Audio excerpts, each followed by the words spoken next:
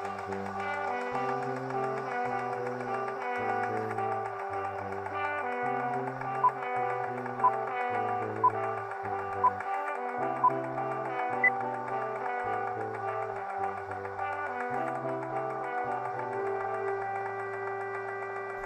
a todos, eu sou Gabriela Máximo e esse é Vinícius Franco. Nós somos alunos do 4º ano do curso de Arquivologia da Unesp Campus Marília. Hoje estamos recebendo a professora Márcia Pazin, que é historiadora, mestre e doutora em História Social pela USP e tem especialização em Organização de Arquivos pelo IEB-USP. Atualmente, a professora Márcia é nossa professora no curso de Arquivologia e uma das especialidades dela é classificação, que é um dos temas que nós vamos abordar hoje. Muito obrigada, professora, por ter aceitado o nosso convite. Boa tarde, Gabriela. Boa tarde, Vinícius. Boa tarde, quem está assistindo. Obrigada pelo convite. É uma honra estar aqui hoje. Honra muito nossa. Legal. Bom, primeira coisa, professora, o que é classificação de documentos de arquivo? Bom, quando você fala em classificação, em linhas gerais, né, no contexto geral, você está sempre falando de categorizar coisas, criar categorias, né, separar essas categorias de acordo com algum elemento estruturante, né, que a gente chama de princípio de classificação, né? A gente categoriza tudo, né?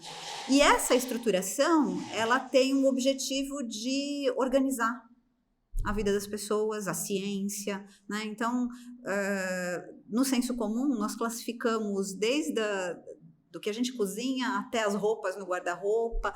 Nós temos esse processo. A ciência moderna começou a se organizar efetivamente a partir de um processo de classificação dos seres vivos, das próprias ciências e tudo mais. Quando a gente está falando em classificação arquivística, do ambiente da produção de documentos de arquivo, a gente está falando com a criação de uma lógica, de uma estrutura lógica para os documentos de arquivo que permita, através dessa categorização, por meio dessa categorização, criar sentido a esse conjunto de documentos, né? Então, o que acontece? A classificação arquivística, ela tem como característica específica da área a existência desse conjunto de documentos produzidos e acumulados por um órgão, por uma pessoa, que nós chamamos de arquivo, e é a partir dessa ideia geral e dos princípios que regem a existência dos arquivos que a classificação vai acontecer, né? Diferente da biblioteconomia, diferente da museologia, diferente das outras áreas, das outras ciências, nós vamos ter uma estrutura específica para essa categorização, para essa organização. Então, quando a gente está falando de classificação, a gente está falando de uma parte da organização dos acervos. E assim, logo de cara, tem uma grande diferença entre a classificação de arquivo e de bíblia? Tem uma grande diferença. Tem uma área chamada Teoria Geral da Classificação, né, que pega justamente essa discussão sobre as classificações das coisas, né, dos ambientes, das ciências. E o Ranganathan, que foi um teórico que contribuiu muito para a biblioteconomia, ele tem um trabalho muito forte nessa teorização, de como a gente classifica, de quais são os princípios, de qual é a lógica, de quais são os elementos que a gente acaba trabalhando para classificar. Isso influenciou muito a biblioteconomia. A grande diferença é que na biblioteconomia, e aí os códigos de classificação estão aí que não deixam a gente mentir, quando foi se estruturar um processo de classificação efetivo, eles criaram uma grande estrutura que representasse, e aí grande mesmo, né? Todos os assuntos passíveis de serem criados pelo ser humano, que é o que a gente encontra quando a gente entra nas bibliotecas e pega lá os livros e tem aquela etiquetinha. Aquela etiqueta, ela tem uma tradução dessa lógica de um conjunto de assuntos que foi segmentado, categorizado em várias áreas do conhecimento, e para cada assunto grande, eles foram criando subcategorias e estruturando. Isso vale no Brasil, vale nos Estados Unidos, vale na Europa, vale na Grécia, vale na Rússia. Se você tem um código de classificação, e aí tem 2, em qualquer biblioteca do mundo que você entrar, você vai ter mais ou menos códigos parecidos. Onde vai variar? Vai variar nessas subdivisões, né? Nos autores, na estruturação da biblioteca, porque a biblioteca tem esse perfil de organização física também dos documentos, dos livros, não só livros, mas dos materiais que eles utilizam. Então, tem um conceito bem generalista, bem estruturante e unificado. Tanto que nós temos aí poucos códigos de classificação ao redor do mundo. Os dois principais, o CDD, Código de Classificação Dewey, o CDU, Código de Classificação Universal, né? Em arquivologia, isso é impossível. Implode. Completamente. Primeiro, porque o princípio classificatório é outro. Para a biblioteconomia, é o assunto, são os temas. Tudo que a classificação arquivística não pode fazer é tentar usar assunto, tentar usar tema para classificar. A classificação arquivística vai usar a proveniência daquele conjunto documental, então a própria entidade, né? E as funções, hoje em dia é o consenso maior, né? As funções e atividades que essa entidade, seja ela uma pessoa física, seja uma pessoa jurídica, seja um órgão governamental, desenvolve para realizar suas ações. Então, o nosso princípio classificatório é completamente diferente do princípio classificatório da biblioteconomia. Então, já parte daí que nós teremos diferenças. Uma outra diferença é essa coisa da abrangência. Por tratar a questão do assunto, a biblioteconomia vai ter uma perspectiva generalista, um princípio de classificação para todas as ações no mundo, né? Então, por isso são poucos. No nosso caso, não. É praticamente 1 para 1, né? Você tem uma entidade, você vai ter uma classificação para aquela entidade. Por quê? As funções e atividades que uma entidade realiza são dela, né? Vai haver similaridade? Vai, né? Em vários lugares, em várias circunstâncias, vai ter coisas parecidas. Nós temos municípios, 5.000 municípios no país, né? Então, vai ter 5.000 planos de classificação que vão ter elementos em comum. As pessoas, né? Cada um vai ter um arquivo pessoal, mas tem elementos que nos unem, né? Nós nascemos, nós temos lá nossos documentos de registro civil, nós trabalhamos, nós estudamos. Então, há algumas ações que são similares, mas nunca serão iguais. Então, a ideia de especificidade ligada à proveniência ela é muito importante para nós, completamente diferente da biblioteconomia. E fora que também a gente vendo de fora, eu acho que até a interação que o usuário faz com essa unidade de informação também é diferente, né? Sim. Porque a maioria das bibliotecas que você vai, você tem mais ou menos um parâmetro de onde pode estar cada coisa, né? E no arquivo isso não existe, né? Porque os nossos usos são diferentes, né? Mesmo nos arquivos permanentes, quando você tem uma interação com o usuário externo, ainda assim você tem uma diferenciação relativa aos porquês aquele usuário está ali e ao que ele quer encontrar e mais ainda, onde, aí sim, os assuntos que esse usuário está pesquisando podem estar dentro de um determinado acervo. Numa biblioteca, você consegue segmentar, né? Pode até acontecer, como de fato acontece, de assuntos transversais, né, que conversam. No nosso caso, não. Como o nosso princípio classificatório é a proveniência e a organicidade desses documentos, não vamos conseguir fazer esse movimento tão certinho, tão estruturado, que permita que você coloque uma etiqueta ali e cada um vai pesquisar. Além do que é uma princípio da unicidade, né? A unicidade dos arquivos. Os arquivos são únicos. Então, exatamente. Acho que é difícil você comparar com a biblioteca que você tem múltiplos exemplares. Então, o mesmo exemplar que eu acesso aqui, sim, eu posso comprar em outro estado. Então, mas o arquivo não. Certo? Você abrir acesso direto. Porque você não sabe quem está ali, você não sabe o que está acontecendo e você não tem troca. Se você está trabalhando com originais, né? Então, você não tem troca, a não ser que seja um ambiente em que, eventualmente, são documentos arquivísticos, mas que não são originais por qualquer motivo. Mas não é o nosso... não é a lógica com a qual a gente trabalha. Primeiro, porque é perigoso, né? Dependendo da situação. Segundo, porque demanda um relacionamento aí, do pesquisador com o profissional que está ali, né, o arquivista trabalhando, de troca muito grande para uso dessa documentação, né? Então, uma biblioteca aberta é tranquilo, é fácil. Quanto mais especializada essa biblioteca, menos aberta ela vai sendo. A gente é a mesma coisa. Nos arquivos, nós somos alta. Se um arquivo é 1, né, não tem muito sentido você liberar esse acesso, porque demanda de uma mediação mais especializada. A mediação em bibliotecas pode ser mais direta, mas sem muita interferência. Em arquivos, não. Em arquivos, a gente tem uma mediação efetiva ali, constante o tempo todo. Eu acho que o digital a gente acaba tendo mais ainda essa possibilidade de não ter esse contato direto com as unidades de informação, mas sim através dos seus portais, né? Então, essa aproximação ainda mais já é uma coisa distanciada, né? Por mais dicotômico que isso seja.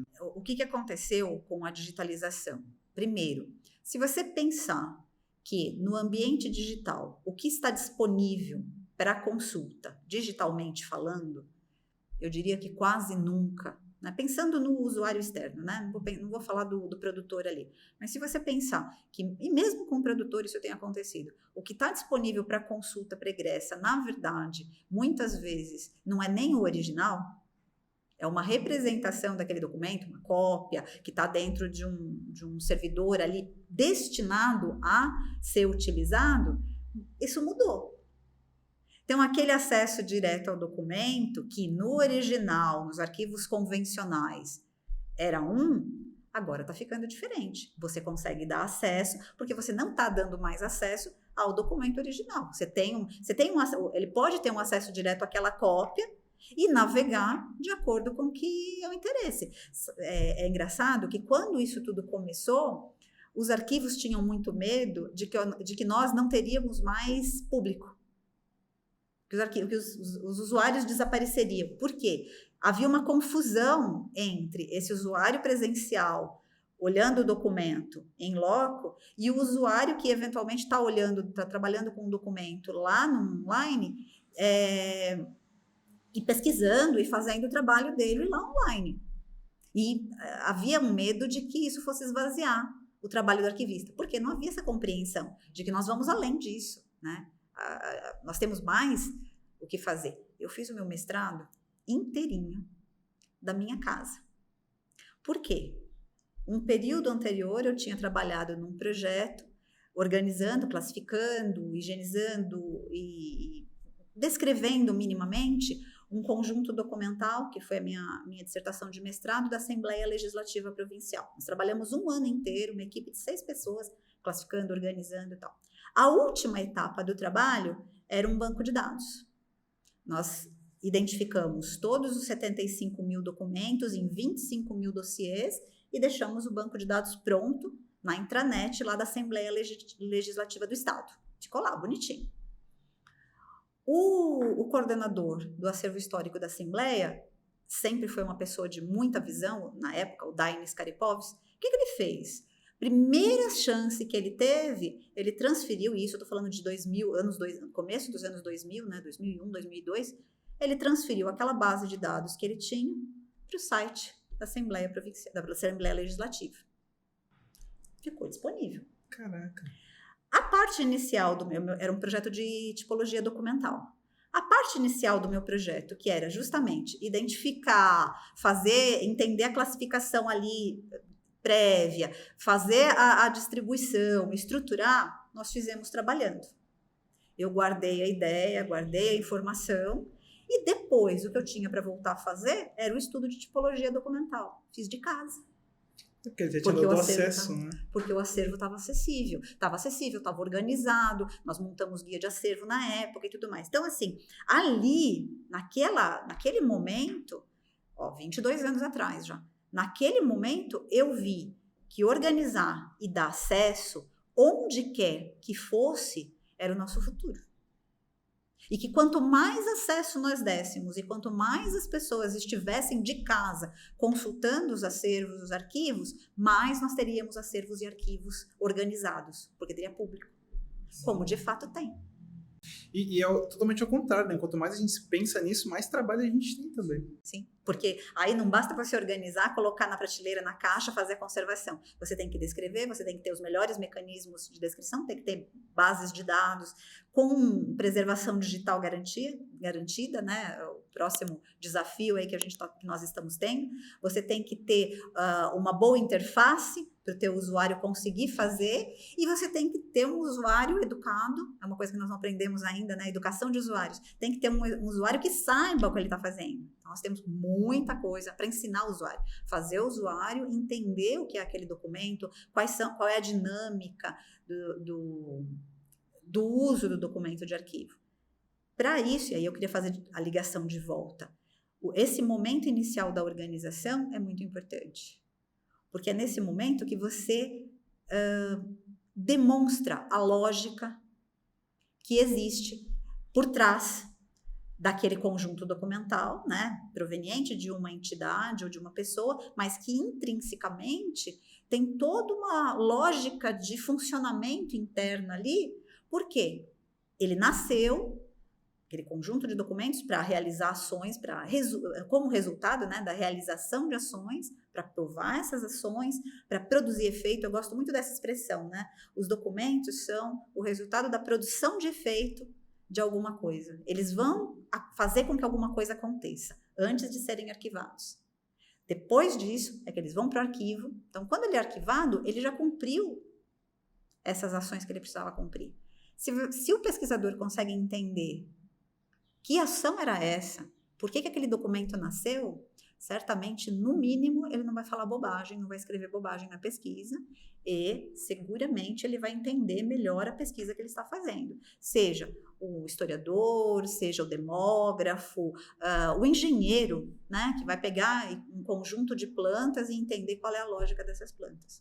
Com certeza, vai ser melhor, porque ele entende o que cada documento, e aí a unicidade é importante, cada documento está dentro de um conjunto. O documento individual, se essa rede de relações aí que se estabelece não estiver clara, ele não serve para muita coisa. A rede de relações precisa estar clara. Se o documento se perde, né? Mas a rede de relações, essa organicidade que nós chamamos, está clara, o uso fica mais consistente. E facilita até a nossa vida saber o que tem dentro dos nossos acervos também. Né? Porque às vezes você vai no automático, você não sabe nem dar o referencial também, né, para quem está pesquisando. Eu acho que tanto pessoalmente quanto institucionalmente, esse é um dos grandes desafios da arquivologia contemporânea, é conseguir trazer mais para perto do produtor os conceitos com os quais a gente trabalha. Né? O que acontece? A Antônia Herédia Herrera, que é uma arquivista espanhola, que tem um tratado, né, sobre arquivologia, arquivística general, e tem lá um capítulo sobre classificação que nós usamos muito, né, influenciou muito a arquivologia em São Paulo, a classificação principalmente. Ela diz que você tem uma classificação original, né, e aí o princípio da ordem original é isso, né? Você tem uma classificação original que nasce com o documento. Se o documento está cumprindo um efeito, está cumprindo uma ação, está realizando uma ação, está sendo resultado, né, de uma ação que está sendo realizada, ele tem uma lógica classificatória implícita. Está lá no Recursos Humanos, a folha de pagamento está lá no Recursos Humanos desde que ela nasceu. A fatura de pagamento lá de qualquer compra que nós fazemos é de finanças. O grande desafio é garantir que essas coisas sejam produzidas e continuem estando no mesmo local, com a mesma lógica, ao longo dos anos. É dificuldade, né? E as pessoas vão produzindo, mas não entendem o ciclo também. Né? Exato. A empresa não é educada, a instituição, no caso, não é educada a entender tudo isso. E nem muitas vezes valoriza. Por quê? Nós temos essa situação do ambiente, né, econômico, administrativo, né, de que você tem que produzir. E a nossa lógica é industrial. Mesmo quem trabalha num escritório sentadinho com um computador na frente, tem uma lógica industrial muito forte. Você tem que criar metas, né, vai aos bancos aí conversar com o bancário. Tem que bater meta e produzir. Para fazer isso acontecer, o que se faz? Segmenta-se o processo. Aí o processo fica todo cortadinho. Consequentemente, cada pessoa individualmente não tem a visão do todo. É aí que entra a questão da organicidade, né? Você produz documentos que separadamente talvez não façam sentido, mas você tem que analisar o coletivo. Exatamente. O que seria o melhor dos mundos se essa estrutura, essa lógica interna da produção documental, ela se mantivesse ao longo do tempo? Aí diriam, não, nós não teríamos trabalho. Teríamos sim, porque nós seríamos os responsáveis por garantir isso. O caso é que tem um gap em muitos locais. E isso é uma realidade no mundo todo, no Brasil, principalmente, é uma situação muito concreta, que o ambiente da administração e o ambiente do arquivo, da gestão de documentos, eles têm um fosso, né, entre eles. Vai se produzindo, e só se pensa efetivamente em gestão de documentos no momento em que você começa a ter problemas, não preventivamente. E quando o estrago já está feito, para corrigir... Exatamente, é muito mais difícil. Professora, emendando nisso aí, a gente recebeu uma pergunta assim, quais os desafios comuns enfrentados do arquivista, né, ao classificar documentos em uma instituição? Primeira coisa é entender a instituição. É o primeiro movimento. Acho que todas as colegas com as quais vocês conversarem, todo mundo que trabalhou em algum tipo de instituição arquivística, uma entidade, empresa que organizou documentos, precisou entender como aquela entidade funcionava.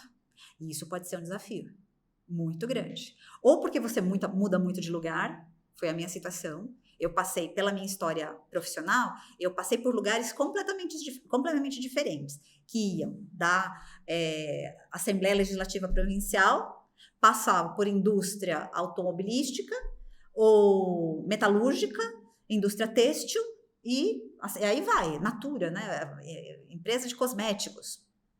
Cada lugar tem uma lógica diferente, embora muitas coisas sejam parecidas, mas você tem cultura diferente, você tem legislação diferente, você tem produtos diferentes. Esse é o primeiro grande desafio. O segundo grande desafio, que eu acho que é um desafio geral, é entender os documentos que são produzidos por aquela entidade, né? E documentos de um modo geral. Nós temos um desafio enorme, que é a tipologia documental.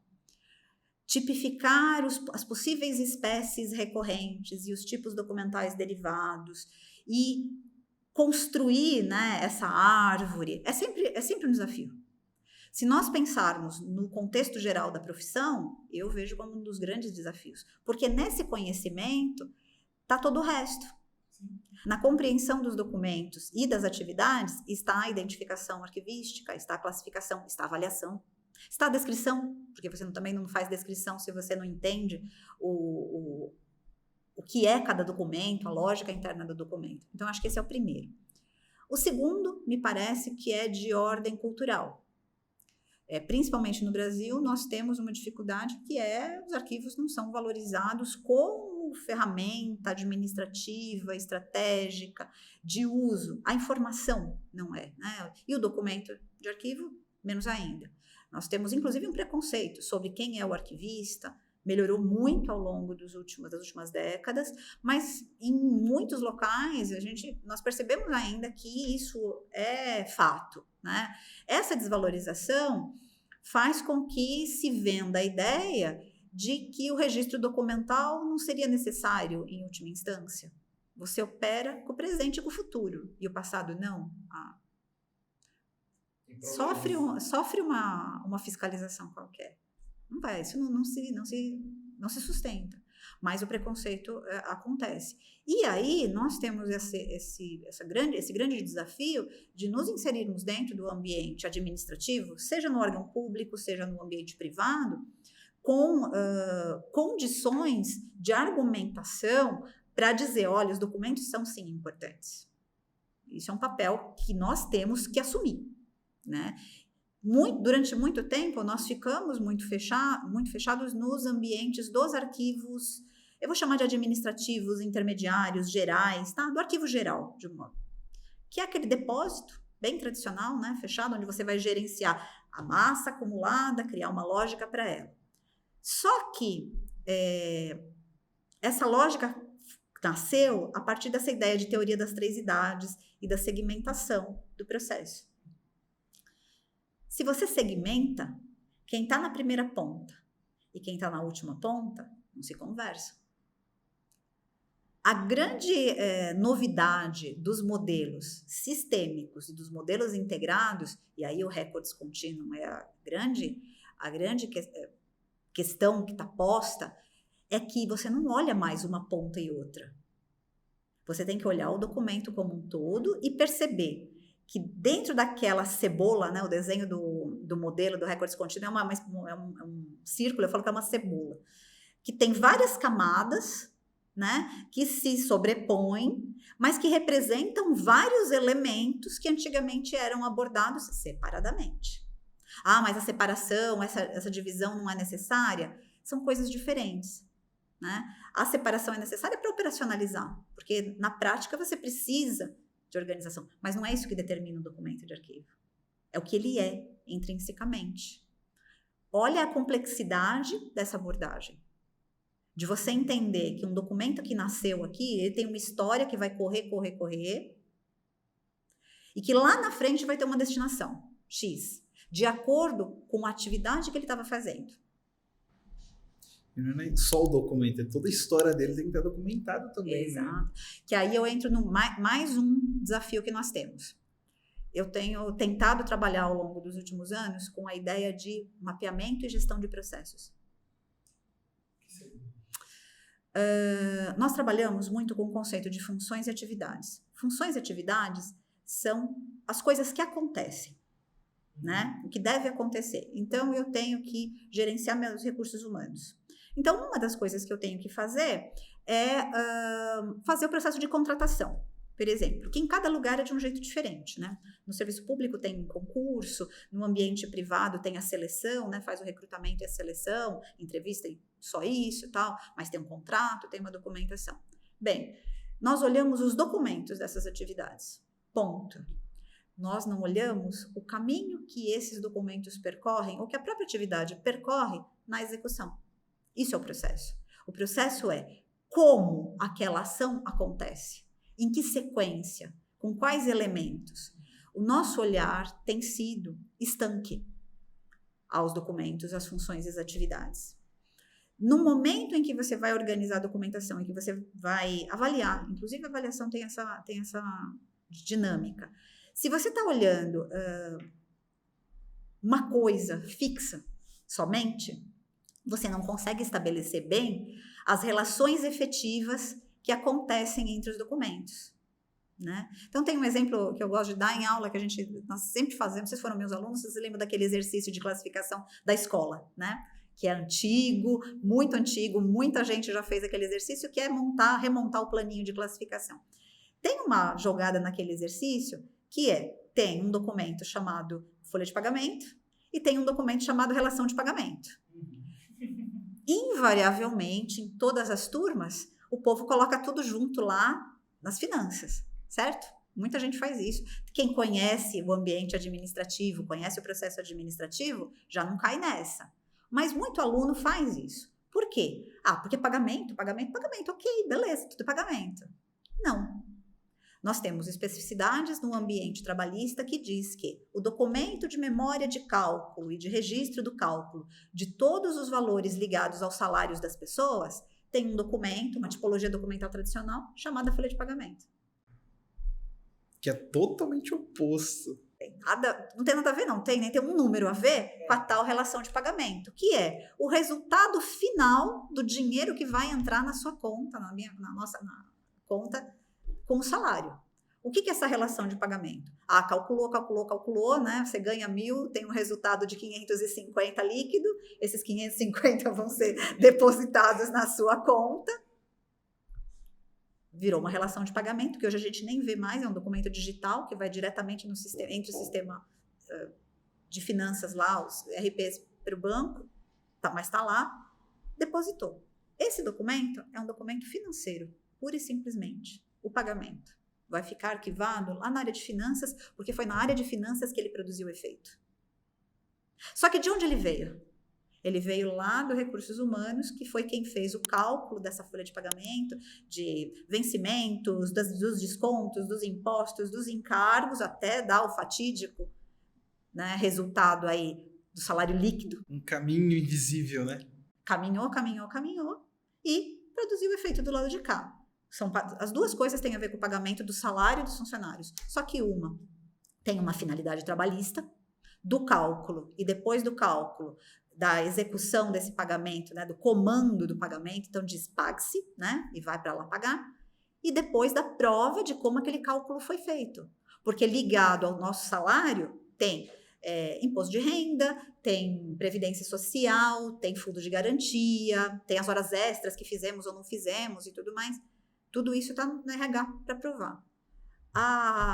O pagamento em si é uma atividade simples. Deposita na conta da Gabriela, na conta do Vinícius, na conta da Márcia.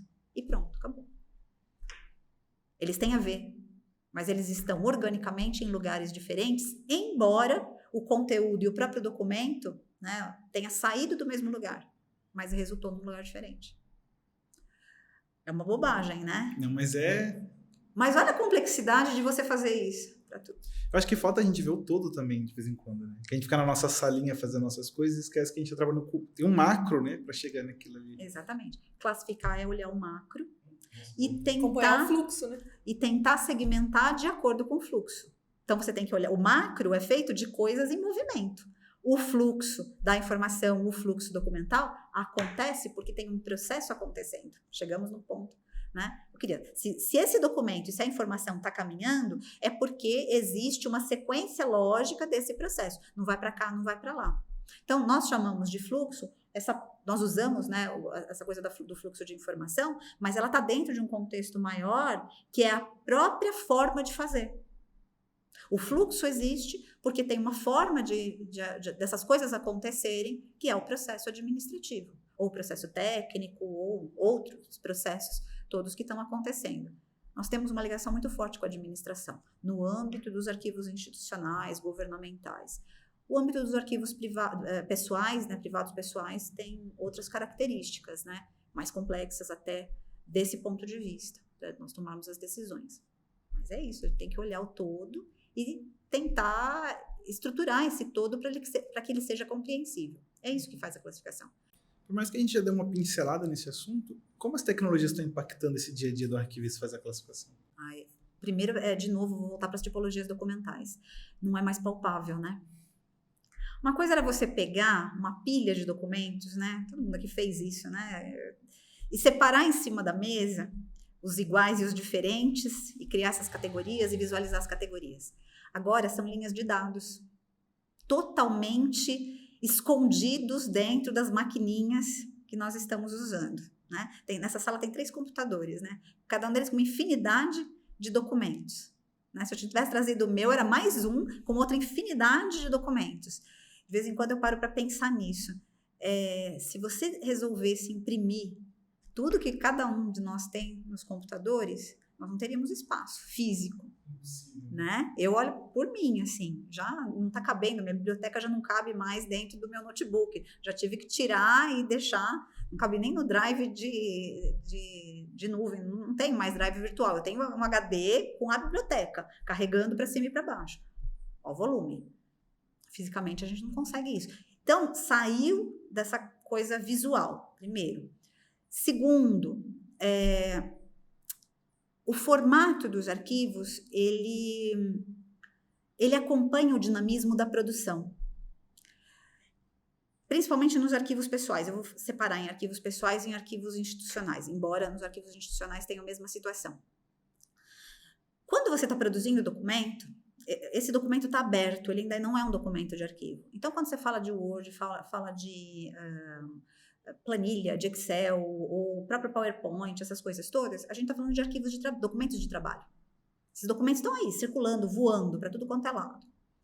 No ambiente dos arquivos, esses documentos não são permitidos, né? Só que eles existem e muito no ambiente administrativo. Então, você tem esse outro problema, que é como você controla a manifestação do documento que produziu o efeito.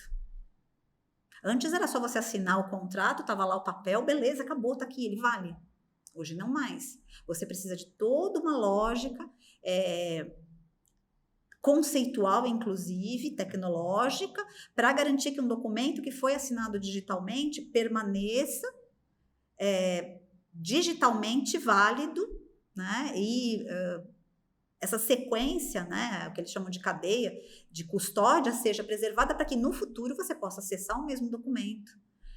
Percebe como é diferente? Muda a autenticidade. E tem a questão que antes você, mesmo datilografando ou imprimindo o documento para assinar, ele sempre vai estar naquele mesmo formato e você tem que preservar o suporte, né, no caso o papel, para preservar a informação. Mas e se o documento que eu assinei hoje digitalmente, daqui a 5 anos ele tem que ser aberto num outro formato? Ainda tem que estar preocupado em manter a autenticidade nesse formato e migrar isso para outro formato futuramente. Um dos outros grandes desafios do documento digital foi o descolamento do suporte com a informação. Inclusive, e agora eu vou fazer uma defesa de um negócio aqui que eu acho muito importante, já que vocês abriram espaço para mim, eu vou falar disso, que é um negócio que o povo chama, do meu ponto de vista, equivocadamente, de informação arquivística. Ó, controverso, hein? Coloca no indexador lá informação arquivística para dar controvérsia, que eu sei que vai ser, quando me ouvirem falando isso.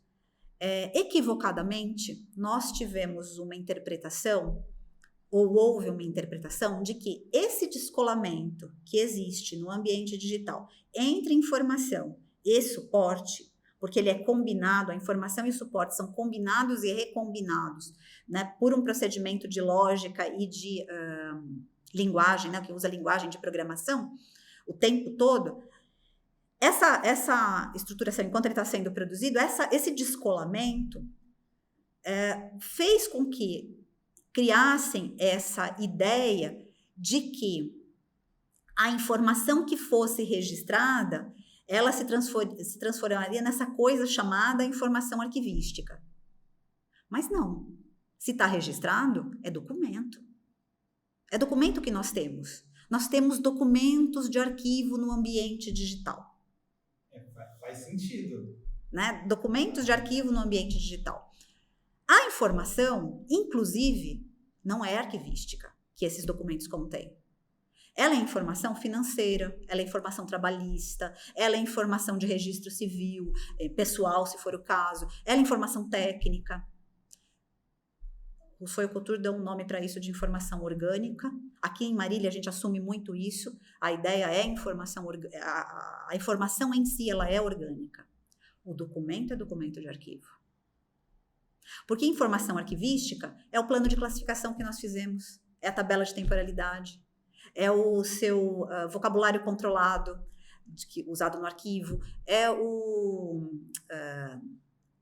registro topográfico do acervo, é a base de dados de descrição arquivística. Isso sim é informação arquivística. Agora, dizer que a folha de pagamento digital é informação arquivística...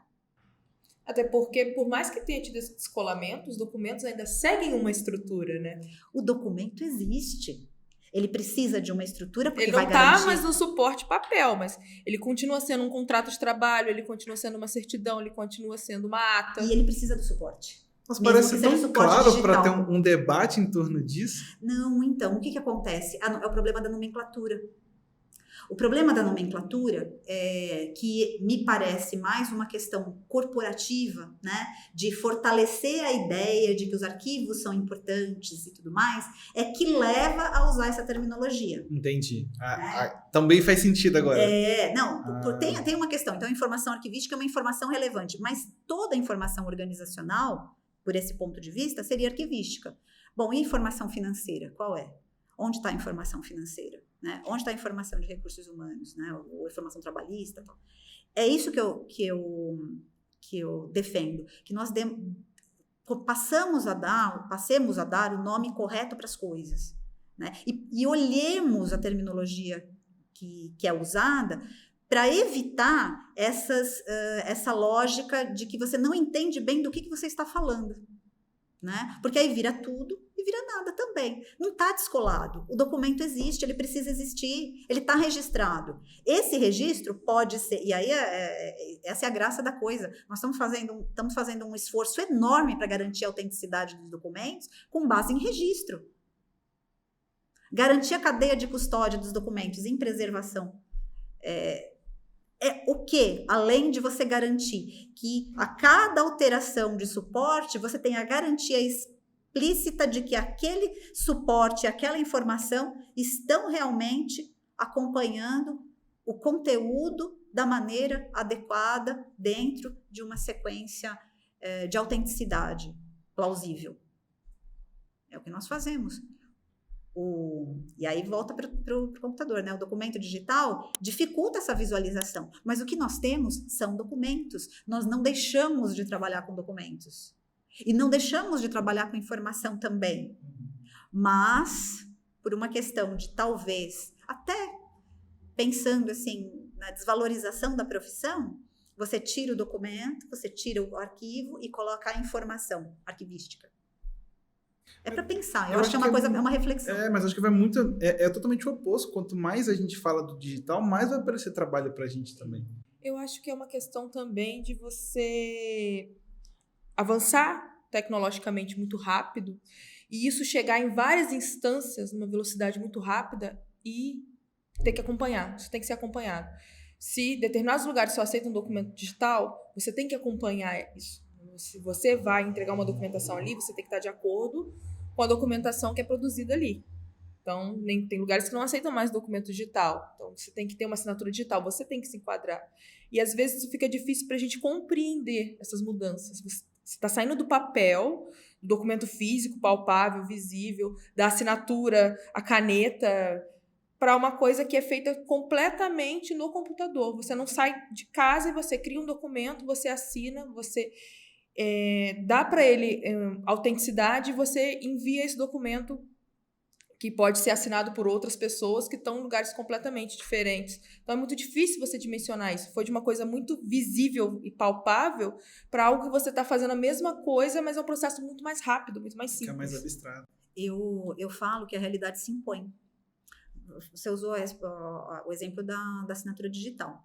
A estrutura de chaves públicas e privadas, né, de PRA, que é o começo, né, da estrutura da assinatura digital e da autenticidade digital, é dos anos 2000. 2002, você tem toda a normativa publicada ali, bonitinha. Só ontem, eu assinei 44 documentos, 44 certificados digitalmente no eGov.br. Foi a primeira vez que eu assinei tantos documentos de uma vez só, porque nós demos um curso lá no Instituto de Políticas Públicas, né, que eu sou supervisora agora, aqui em Marília. Nós demos um evento online e certificado para os participantes. Eu estava assinando isso. Eu parei e fiquei pensando assim, gente, alguns anos atrás isso seria impensável. Eu estava lá digitalizando a assinatura, digitalizava, colava ali, negócio mais fake possível, né? Colava ali dentro, ia mudando o nome das pessoas, era o mesmo documento, gerava um PDF. Não, nós geramos o documento, esse documento foi lá, carregou no site do eGov, assinou digitalmente, validei a assinatura, salvei, baixei no computador e distribuiu. Está lá no Drive para a secretária do Instituto distribuir. O que aconteceu? O que mudou? A sociedade mudou. A sociedade incorporou, mas levaram 20 anos para a sociedade incorporar efetivamente. Então, assim, nós começamos a usar, e aí a pandemia talvez tenha feito diferença, nós começamos a usar efetivamente a assinatura digital no quase pós-pandemia, mas a coisa ficou concreta mesmo para nós aqui na Unesp no meio da pandemia. Não dá mais para ficar circulando o processo físico e você querer que todo mundo assine, porque as pessoas não estão juntas. Aí a realidade da administração, de novo, o processo administrativo mudou e interferiu em como a gente realiza as ações.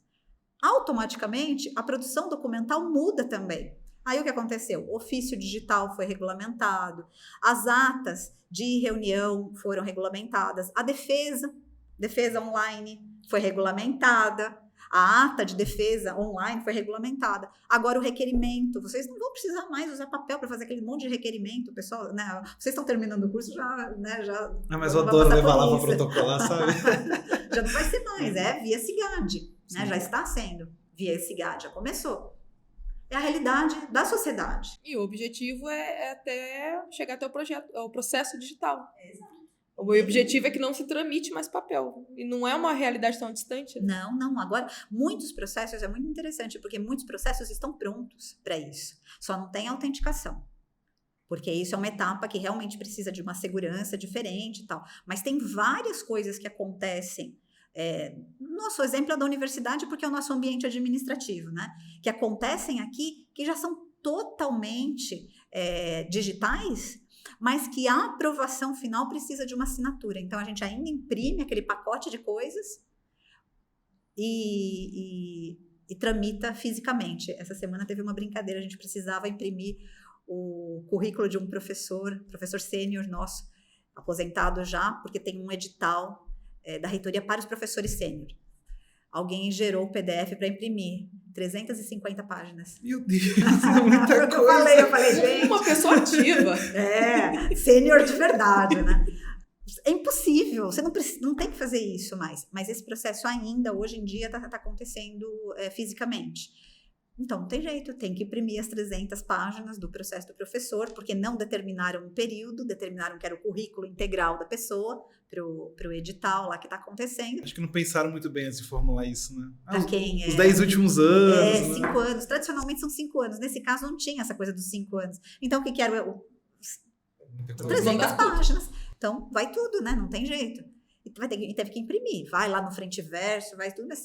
É um calhamaço. Imagina, porque só um professor, eu estava vendo um ato de docente de 15 anos, já é absurdo de grande. Imagina um professor sênior, né? Como isso deve ser gigante. Pelo menos 35 anos de trabalho, né? No mínimo. É muito largo. E os mais produtivos, e os sêniores normalmente são os muito produtivos. É gente grande, né?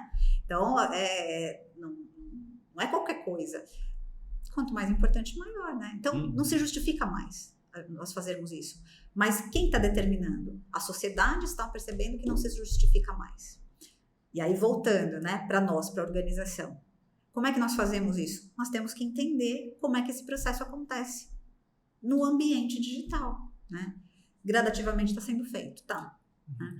Que quanto mais nós estivermos dentro do processo, porque nós somos da documentação, né? Os arquivistas são profissionais de informação e de documentação, que é diferente do profissional de tecnologia da informação, nós conseguimos fazer com que o processo seja mais tranquilo e mais consistente. Não, imagina! Eu falo que eu e a Gabi, a gente entrou, né? A gente entrou com essa visão de que a gente não queria trabalhar com nada tecnológico. Que eu e a Gabi... Vinícius tem alergia ao administrativo. Somos do permanente. Eu entrei com a ideia de que eu sou do permanente. Eu vim porque eu preciso entender como se trabalha com massa documental acumulada. Porque é o que geralmente você encontra. Né? Então, eu quero tratar esse acervo e eu quero tratar da melhor forma possível. Eu não tenho conhecimento para isso. Então, esse era o meu objetivo. E aí você chega no curso de arquivologia e você se depara com um mundo. Você se depara com mundos, né? É o corrente intermediário, é o arquivo permanente, é o recorde contínuo. Você fica assim, meu Deus, realmente eu precisava estar aqui. Olha só a frase. Eu vim pensando no arquivo permanente. Mas o arquivo permanente de amanhã não é digital? Cadê o arquivo permanente, né? Nós não estamos só no passado. Olha o recorde contínuo. Nós não estamos só no passado, nós estamos no passado, no presente e no futuro. É isso. Mas acho que todo mundo entra com esse perfil tipo, de encantado com as coisas históricas. Principalmente quando a gente vem da história, né? Então, arquivo permanente, ele é o palpável, ele é, sei lá, o registro de batismo, ele é um inventário, ele é uma coisa mais palpável, mais antiga. Mas é impressionante você ver que a pessoa que entrou no curso com certeza não vai ser a mesma pessoa que vai sair, inclusive profissionalmente falando, né? Mudou a nossa forma de ver o mundo, a informação, a arquivologia e a nossa atuação profissional no futuro. Isso é a graça da universidade, né? É por isso que nós temos universidade. É por isso que vocês vêm para o ambiente universitário para vivenciar essas coisas todas, né? Se fosse só técnica, e se fosse só, né, vamos aprender a fazer, simplesmente, e não refletir, não precisava nem da universidade, né? Como muita gente disse por aí.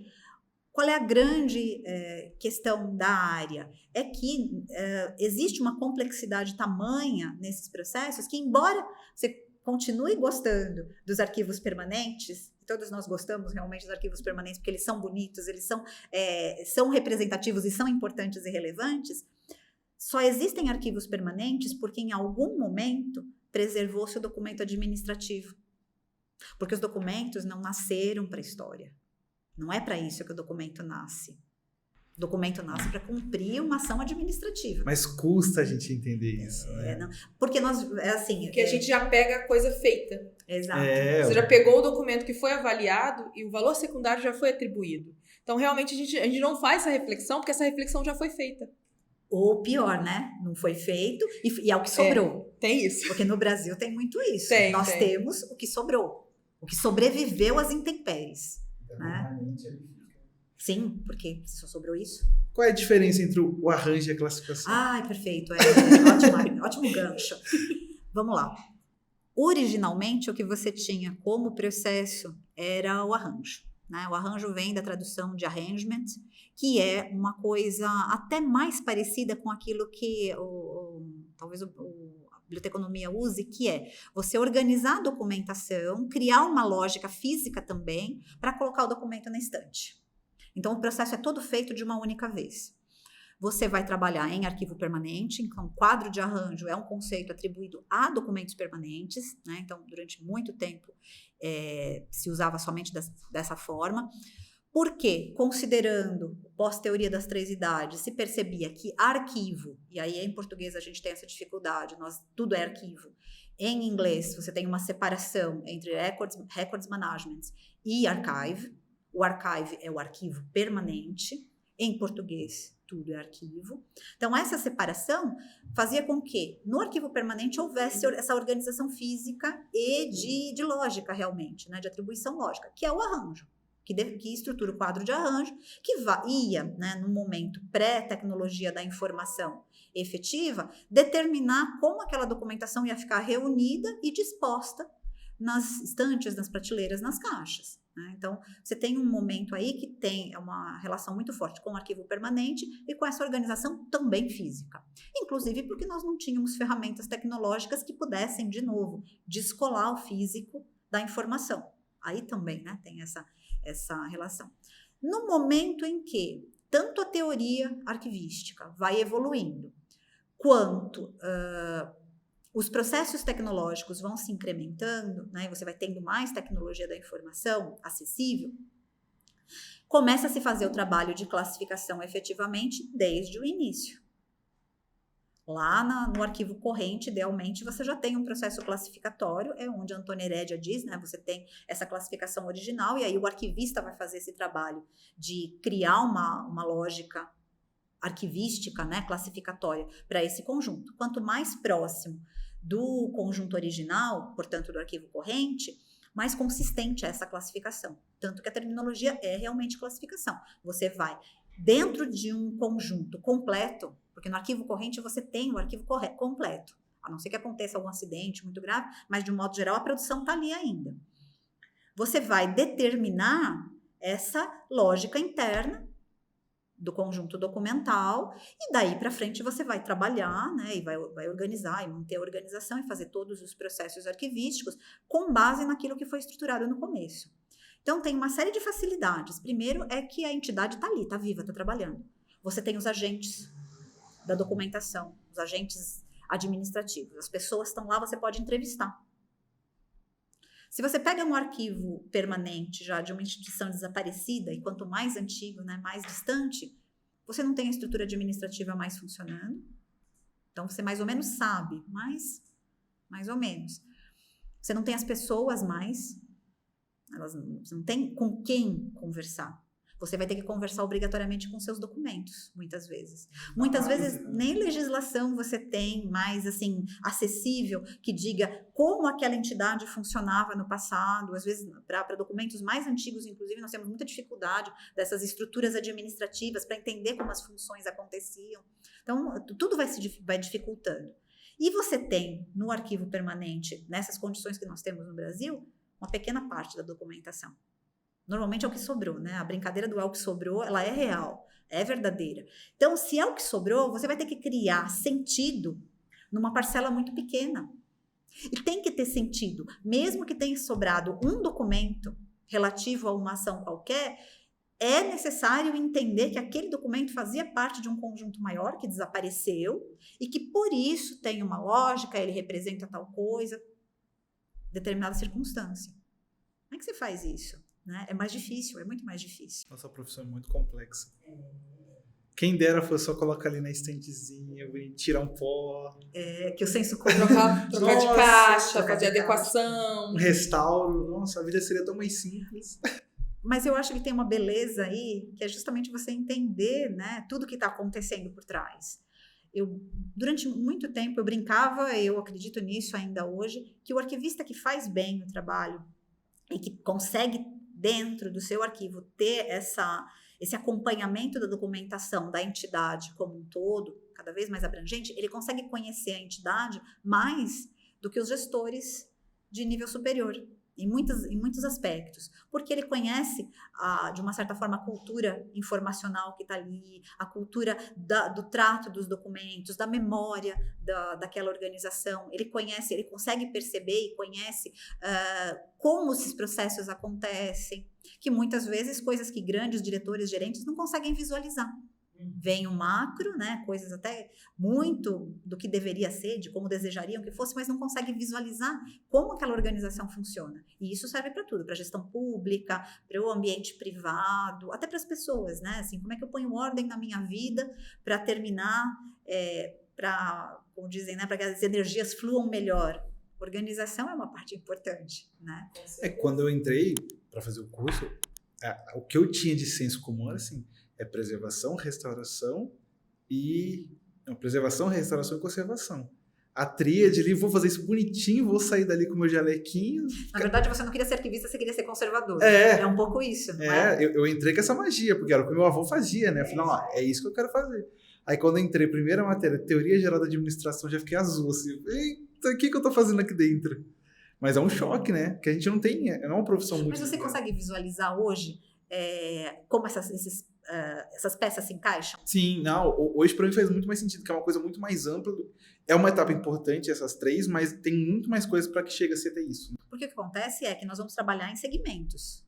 E isso, ninguém escapa disso, né? O arquivo, nós temos que entender que, teoricamente, tem todo esse pacote, cada documento tem toda essa complexidade, mas na realidade concreta, o arquivista vai ter que escolher, e o profissional de conservação, ele vai ter que escolher para que caminho ele vai seguir. Ele não consegue fazer tudo, né? Então, você vai se especializar em alguma coisa, em uma dessas áreas. O que eu vejo que é mais importante, e você vai continuar na conservação, na preservação, na restauração, tem isso. O que me parece que é relevante é que a compreensão de que o documento é mais do que aquilo, e que ele foi, mesmo um documento mais simples, ele tem essa característica integrada, te faz perceber o valor do conjunto todo e do que cada um está fazendo também individualmente. Isso é bem importante, né? A gente entender, porque os documentos do século XVIII, né, que a Gabriela tanto gosta, eles foram livros caixa, eles foram, sei lá, mapas de transporte de qualquer coisa, planilhas, né? A gente não pensa que no passado haviam planilhas, mas se você olha os livros contábeis, são planilhas de qualquer coisa, né? Que documento administrativo. Mas é isso que eu falo, essa percepção da gente ver a transformação, não uma transformação, mas assim, como aquilo vai ganhando novos usos também, né? E isso não encaixava na minha cabeça. O documento histórico, ele nasceu histórico, né? Sim. A Lei Áurea, ela nasceu para ser um documento histórico, não nasceu como um ato administrativo ali, né? Ela nasceu para... E isso não entrava na minha cabeça. Foi o ato administrativo que transformou ela num documento histórico. Toda Lei Áurea sem assinatura. Legislativa, Não é, exato. né? Mas custou, foram anos. Não, gente, peraí, o que é história, o que é arquivologia, como ela se entrelaça, né? Quem vem da história tem o mesmo problema, porque nós olhamos o documento como fonte de pesquisa, ponto. Originalmente era isso, né? A gente olha para o documento, a gente sempre enxerga possibilidades, né? Isso. A fonte ou a ausência da fonte, né? São possibilidades de pesquisa. O historiador olha muito o assunto. Olha o problema, né? E por isso não é incomum em comissões de avaliação, né? Ou em grupos maiores em que existem historiadores trabalhando, o embate tem que preservar tudo, 100%. Sim, e que é um problema. Tudo pode ser interessante para a pesquisa futura. Mas a gente não tem espaço físico. Tudo é relevante mesmo? Tudo, 100% vai ser efetivamente usado? Tudo é possível, Mas nem tudo é desejável, né? Assim, do ponto de vista das possibilidades que nós temos, da capacidade que existe. Então, esse é um embate constante, mas justamente porque esse volume de possibilidades, ele também é irreal, né? E aí os arquivistas têm que fazer esse papel de colocar, né, a bola no chão, como diz o outro, né? Vamos olhar isso aqui, não pelas possibilidades, mas pelo que ele é. O que esse documento é de fato? É uma visão um pouco mais fria, mas necessária, né? Porque historiadores, a gente tem aquele negócio de, é sagrado isso aqui, não pode... Uma hora vai ter um uso para isso, sim, né? Uma hora. Sim. E fica. Você sabe que isso é a mesma lógica do acumulador, né? É a mesma coisa. A gente até brinca, né? Que a gente fala, tipo, todo historiador tem um pouco de acumulador. Sim, tem que guardar, porque uma hora vai ter um uso para isso. Não sabe que hora, né? Se você vai sobreviver. Uma hora, esse fragmentinho aqui vai servir. Vai servir, essa informação vai servir. E realmente, às vezes, é só uma coisinha ali deslocada. Sim, né? Não é representativo. Esse processo é o processo inicial, né, da organização como um todo. É você entender e fazer a identificação. Eu acho que o grande aporte que é a identificação arquivística, que todas as metodologias de identificação, seja no diagnóstico, né, nos mapeamentos, né, tem uma aluna que está trabalhando com mapeamento arquivístico no doutorado, acabou de defender, na verdade. Ela propõe que você tem que fazer um diagnóstico estendido para entender de fato, antes de começar a trabalhar, o contexto geral, não só a circunstância de produção, uma coisa mais abrangente, mas chegar ao documento, não de uma maneira tão detalhada, né, um meio de caminho com a identificação arquivística, para conseguir operar e para conseguir trabalhar. E, de fato, você tem várias metodologias iniciais que vão te permitir o restante, vão te permitir classificar, identificar e classificar, vai te permitir avaliar com mais consistência, identificar, classificar, avaliar, vai te permitir descrever também com maior consistência, porque você vai descrever no nível adequado para o valor daquele documento, para o uso daquele documento. O processo está todo interligado, né? Então, as coisas não acontecem segmentadamente, ou não deveriam acontecer segmentadamente, né? Elas acontecem num corpo grande que se relaciona e está integrado. Eu acho que essa coisa de segmentar isso, né? Aqui é o corrente, aqui é o intermediário, aqui é o permanente. Eu acho que já dificulta um pouco da gente entender que isso tudo tá ligado, né?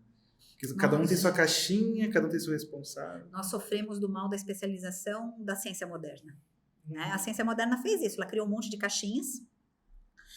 Na medicina, isso é muito visível hoje em dia, né? O pessoal está voltando a trabalhar de uma maneira mais holística, porque, de repente, você tem lá um coração, né? E você tem o cérebro, e o cardiologista olha só o coração, o neurologista olha o cérebro, e no dia que a circulação cria um problema, né? Porque o coração não está funcionando direito, e a pessoa, sei lá, sofre um AVC ou alguma coisa assim, a pessoa fala, o que aconteceu? É um organismo único, está integrado. A teoria das 3 idades fez um pouco isso. Não que ela, não vou questionar a teoria, tá? Ela foi necessária naquele momento. Ela é necessária operacionalmente. Mas nós estamos num momento de revisão dessa desintegração, né? Dessa separação, dessa especialização, que diz que cada coisa tem um momento específico e eles são feitos separadamente, né? Por quê? Porque não é salutar. Não é saudável você separar e segmentar de tal forma que as partes não se conversem, né? Tanto que acontece isso. O arquivo permanente não olha para o arquivo administrativo porque diz, eu não tenho nada com isso. E o pessoal que acho que é a pior parte, o pessoal da administração não consiga chegar ao arquivo permanente e diga, não quero nada disso. Ele vai ter que chegar, não ele, mas ele tem que garantir que a próxima geração, né, daqui a 30, 40 anos, tenha documentos. Mas só um consenso, eu acho que o do permanente é o arquivista mais legal, né? Ele é uma gente boa. Não manifestarei a respeito. Não vou opinar para não expressar favoritismo. Exatamente. Mas todo mundo sabe. Professora, já se encaminhando aqui para o final, né? Aí tem uma pergunta que é um pouco diferente, né? Como a gente faz para classificar objetos em arquivo? Isso é interessante. A dinâmica... Acontece, né? Sim, com certeza. A dinâmica da classificação... Foge do textual agora. Vamos lá. É muito mais fácil você pensar em organização, identificação, organização daquilo que é o comum. O documento textual de arquivo tradicional, ele nasceu para ser um documento de arquivo mesmo. É o ofício que foi escrito, é a carta, é o relatório, é a folha de pagamento, que nós falamos antes. São documentos que eles nascem, eles são resultantes de uma ação administrativa com um objetivo específico. Então é fácil, é simples, né? Você consegue identificar, né, os exercícios de identificação, de análise documental, todo mundo consegue fazer as certidões, não consegue? Olha, aí coloca, e aí vou antes do objeto, coloca uma fotografia lá, sem contexto. É muito difícil. Por quê? Porque na origem nós não conseguimos perceber necessariamente, a não ser que eu tenha todo um referencial de informação externo ao documento, por que aquele documento foi produzido. Se nós pensarmos que os documentos de arquivo nascem de um contexto de produção, de uma atividade administrativa, os objetos, na grande maioria das vezes, não cabem muito aí dentro. Né? Porque, de um modo geral, nós usamos registros documentais para realizar as nossas ações. Então, o textual é muito forte, né? Os documentos convencionais, textuais. O audiovisual é muito forte também, né? Nós gravamos muita coisa, está sendo gravado isso aqui, né? Vocês vão usar, é arquivo de vocês. Essa gravação é arquivo de vocês. Fotografia também, ó, os documentos fotográficos, o registro fotográfico é muito comum, né? Para além, tem uma dificuldade, mas ele é um documento produzido com esse objetivo de registro. No caso dos objetos, tem uma variável que não necessariamente os objetos são produzidos com a finalidade de registro. Muitos objetos em arquivo, eles estão naquela categoria dos documentos recebidos, porque eles representam uma atividade, né? Então, assim, o que pode ter? Vamos lá. Na construção de um prédio, que se elabore uma maquete para demonstrar como o prédio será no futuro, aquele documento, aquele objeto foi produzido com um objetivo documental. Então, essa maquete do prédio na construtora, ela tem um objetivo documental arquivístico. Faz parte do arquivo, ok, beleza. Porque dentro da função marketing da construção do edifício, daquele empreendimento, você tem uma etapa lá que é de vendas, do stand de vendas, e que você precisa de materiais de divulgação. Nisso entra o folheto que vai ser divulgado, distribuído na rua ou ali mesmo, e a maquete também, por que não? Né? Poucas vezes elas sobrevivem, até pelo tamanho, né? Raramente, mas é um documento em tese de arquivo, corrente pelo menos. Vai ser desmontada, vai desaparecer, vai ter um prazo de guarda, mas ela é. Mas isso é a minoria dos casos. Normalmente, o que você encontra são documentos que foram alçados a uma característica de objetos que foram alçados à categoria de documento, porque intrinsecamente eles podiam fornecer informação sobre uma circunstância específica. É o caso clássico das provas de crime, né?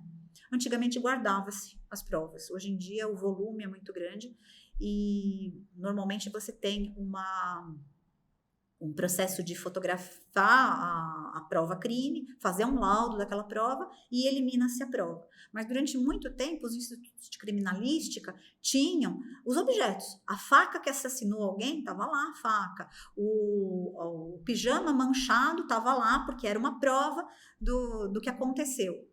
Esse documento, ele entra nessa categoria de prova daquele processo de investigação do crime. Então, está lá, dentro da função. Existe um espaço para aquele documento. Isso é um caso. Tem um outro que é muito comum em marketing. Marketing é o lugar das coisas, né? Assim, distribui-se muita coisa. A gente ganha muito, agora ganha menos, infelizmente. Ganhava muito brinde, né? Caneta é um negócio que é brinde para tudo. Sim. Né? Todo mundo tem em casa a caneta que veio de brinde de alguma coisa, evento, sempre da caneta e tal. Caneta, camiseta, tudo isso.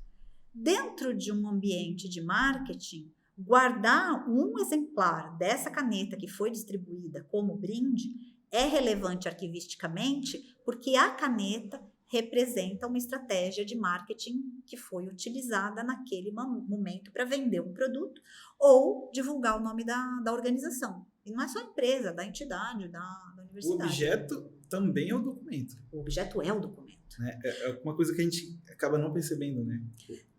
Não é porque mudou o suporte que não deixa de ser um documento. Exatamente. O que acontece?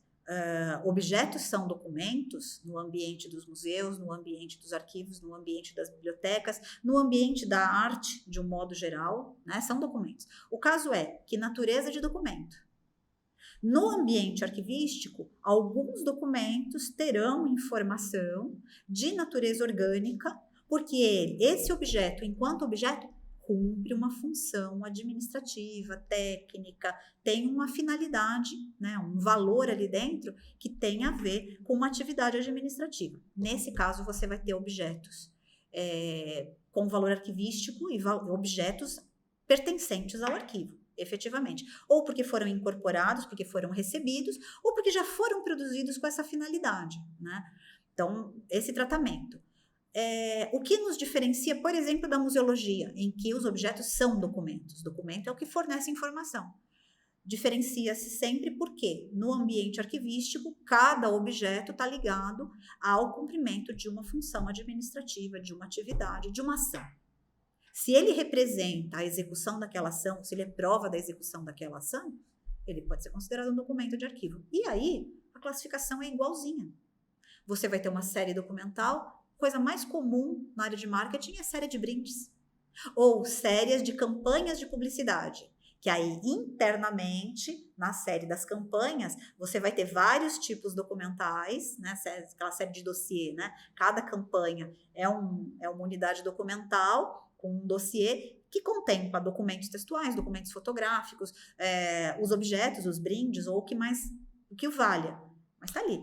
A classificação é igual. O caso é como você vai descrever esse documento, o que você vai fazer de diferente ali para conservar, você vai ter que ter uma estrutura de reserva técnica diferente, mas do ponto de vista classificatório, se você consegue entender a função daquele documento dentro do contexto de produção ali do arquivo, igualzinho, não muda nada. Essa é a parte mais difícil, entender. Porque a gente não tem familiaridade com isso, né? Que fascinante. Amigos nossos lidando com arquivos pessoais e não tem só o textual, tem objetos ali. Aí fica meio como a gente lida então, com vamos isso. Lá. Então vamos lá, vamos fazer uma separação.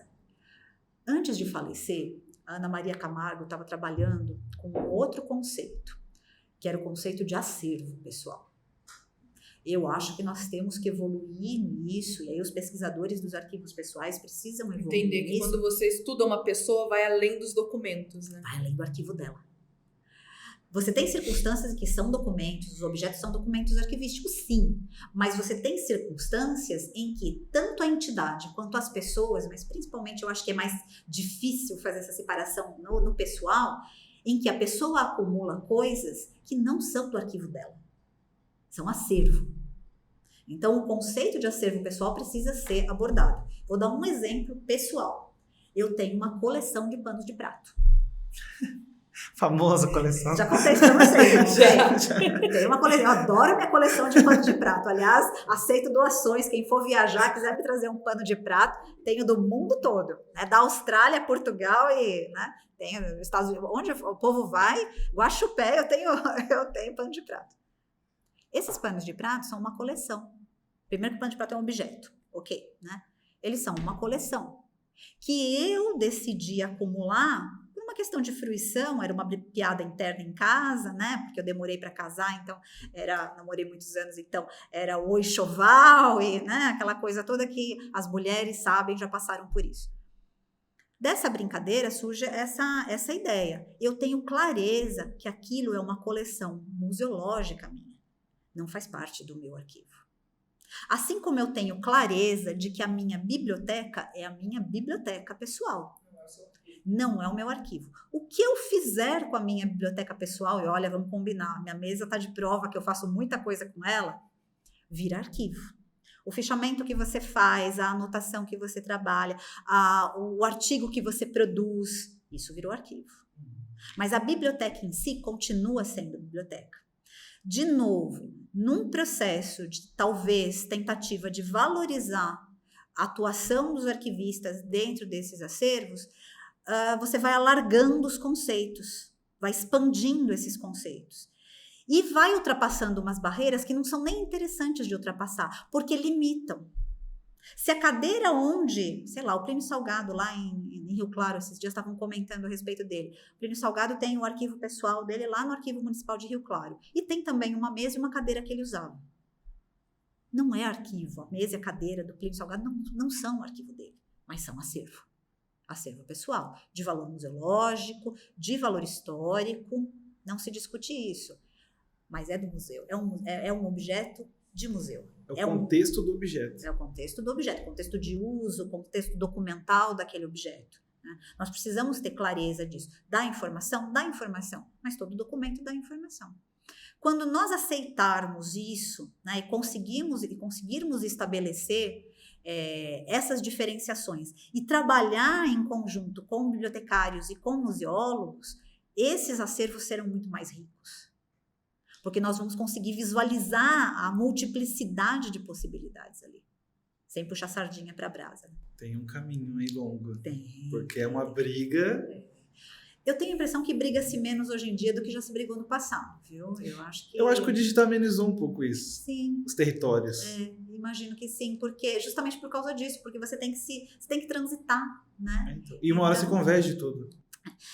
Fisicamente, pelo menos, né? Eles estão muito próximos, as coisas estão, né? Elas servem. Tem um conceito que quando o Gilberto Gil foi ministro de Cultura, ele popularizou bastante, que é um conceito da museologia, mas ele usava bastante, que é a ideia da musealização dos documentos, né? Qualquer coisa pode ser musealizada, desde que ela tenha uma representatividade, que ela contém informação, né, para aquilo. O documento de arquivo pode virar objeto de museu no contexto do museu. O documento de biblioteca pode. A carta do Pero Vaz de Caminha, que é coisa mais importante do que a carta do Pero Vaz de Caminha no contexto museológico, quando o Brasil fez 500 anos. A carta veio ao Brasil. A carta, na verdade, não é exatamente uma carta, é mais um relatório, né? Ela é um livro, é grande. Essa carta foi feita para relatar, no sentido de relatório mesmo, o que a expedição tinha encontrado aqui. Foi encadernada, tá lá na Torre do Tombo, bonitinho. Ela veio ao Brasil, gente, eu fui visitar aquilo, cada dia virava-se uma página. Ficou lá bonitinha, né? O pessoal de mais idade vai lembrar disso. E no ano 2000, né? Nos 500 anos. Ficou lá bonitinho, virava-se a página. Documento de arquivo. Totalmente musealizado. O contexto que ele estava. Exato. Não deixou de ser documento de arquivo, mas porque ele outra foi conotação. também, né? Incluiu uma coisa a mais. E se nós pararmos para pensar de que estava encadernada, tem um aspecto livresco da forma como se organizava documentos, que tem a ver com biblioteca também de alguma maneira, né? Embora não seja o caso, era uma estrutura de códice e tal para organização. Mas você tem. Então, se essa conversa não acontece, como é que você vai querer que o melhor das três coisas aconteça? Eu acho que também um pouco do que a gente observa assim, nos bastidores da graduação, eu acho que as áreas, né, essa nova geração, elas estão se dando melhor também. Sim, isso é visível. Eu acho que tá tendo uma comunicação de dizer, tipo, briga de gente velha, sabe? Tipo, a gente tá em paz aqui. É, isso aí. Porque as trocas acontecem. Né? Então, assim, se você pegar essas disciplinas optativas que vocês têm feito cada vez mais entre cursos, né? Esse ano, então... Por quê? Por quê? Porque tem interesses comuns, né? Eu dou disciplina de arquivos municipais. Eu ainda vou fazer essa pesquisa um dia, que é onde começa o arquivo público com os documentos permanentes? Não o arquivo público administrativo, mas quem preserva os documentos permanentes do município muitas vezes? A biblioteca pública. Muitas vezes você encontra documentos permanentes na biblioteca pública. Se o bibliotecário não tem sensibilidade para o arquivo, para a documentação de arquivo, ele vai ignorar, ele vai tratar individualmente. São nossos aliados, inclusive na criação de arquivos municipais. Aqui, Marília, isso é muito palpável no trabalho da Karenina, né? Sim, na Câmara Municipal. A biblioteca da Câmara Legislativa. Quer dizer, tudo que Comissão de Registros Históricos está sitiada lá dentro. Então, assim, olha como isso. O arquivo permanente da Câmara está ali dentro também. Então, você tem essa troca acontecendo. Cada vez mais, se essa conversa acontecer, nós temos aliados, né? Nossa, total. Os Uma bibliotecários grande são nossos aliada, aliados. inclusive, Né? Então, você vai crescendo, você vai ampliando essas possibilidades de trabalho, de troca e de preservação, que eu acho que é o mais importante. Hoje, nós ainda temos uma grande dificuldade, que é que esses conjuntos documentais sejam preservados e sejam preservados integradamente, adequadamente. Porque preservar não é só fisicamente, né? Você ter a embalagem melhor, mas é você ter a organicidade, essas relações preservadas também. Então, é necessário que os profissionais abordem essas questões todas para que a preservação seja efetiva, com um significado. É o que nós desejamos, né? Nós desejamos que os documentos tenham significado para serem usados. É isso que nós queremos. Nossa, eu acho que fechou com chave de ouro agora. Mais alguma consideração, professora? Não, eu só queria parabenizá-los, né, pela iniciativa, muito legal, gostei muito, e dizer que nós temos um longo caminho pela frente, né, para todas essas questões, e que ela passa por muito debate, por muita discussão e por uma discussão aberta. As pessoas precisam querer conversar, as pessoas precisam querer debater, precisam ouvir ideias diferentes, entender o que tem de diferente. Esse é o nosso desafio na área de um modo geral e entre as áreas, né? Entre a arquivologia, a biblioteconomia, a museologia e dentro da arquivologia, entre, né, todos os diferentes players aí que nós temos, né, para usar a fala do povo da administração. Gabi? Eu gostaria só de agradecer, professora, muito obrigada pela sua presença, muito obrigada pelas suas aulas também. Fizeram a gente refletir bastante, com certeza. Eu não esqueço do dia que a gente classificou frutas e vegetais, porque a primeira lição da aula de classificação é que a gente classifica tudo. E eu levei isso para minha vida. Muito obrigada. Eu agradeço. Nossa, eu só tenho que agradecer, professora, o convite. Esses anos que a gente estudou junto, eu acho que a gente deu trabalho para a senhora. Cadáver é documento, professora. Vocês são adoráveis. Depois vocês contam essa história do cadáver. Não, é um exercício didático, né? Se cadáver numa instituição, o contexto ele é um documento ou não. Pode até né? ser. E a professora pegava essas loucuras e transformava em conteúdo, né? Porque os alunos não ajudavam muito também, né? Mas é isso, professora. Agradecer muito o aceitado o convite. Eu acho que enriqueceu muito. E ajudou também, né? Que isso aqui é uma aula. Depois a gente pode assistir e tirar dúvidas. Gabi também, né, de ter aceitado estar nessa empreitada aqui. Eu também queria agradecer a todo mundo que está acompanhando, manda muita mensagem, o pessoal está gostando também do projeto, que incentiva a gente, né? Porque lá quando a gente começou a fazer o primeiro, a gente estava, será que isso vai dar certo? Como a gente está hoje em dia, né? E também quero agradecer a Dino Studios pelo patrocínio e também para compartilhar e curtir o vídeo aí todo mundo que assistiu. Eu acho que é isso. Muito obrigado e até o próximo.